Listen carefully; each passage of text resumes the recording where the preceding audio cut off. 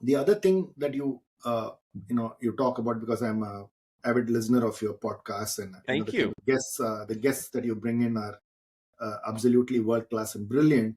Uh, you talk about the fact that when you communicate, you got to make your presence felt, right? Because Hmm. that's a Hmm. very important thing. It's not just about many a times what I see with leaders is just give this message to people, right? Message and communication are two different things. Can you help me delineate the difference between giving a message versus giving a communication? So how do these things move people?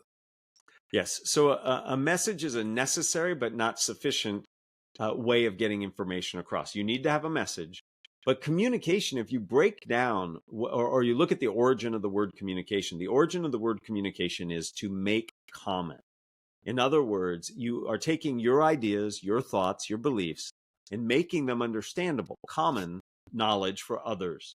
So I have to not just think about what are the words and the point I'm trying to make, but how can I craft that message in a way to really land for you? So this means first and foremost, I have to think about you. It's not about me. It's not what I want to say. It's what you need to hear, which means I have to do reconnaissance, reflection, and research on my audience. Now, if it's spontaneous, I have to do that very quickly. I have to understand the context, what's the purpose of this meeting or presentation, and go from there. If it's planned, I have a little more time to do a little more work.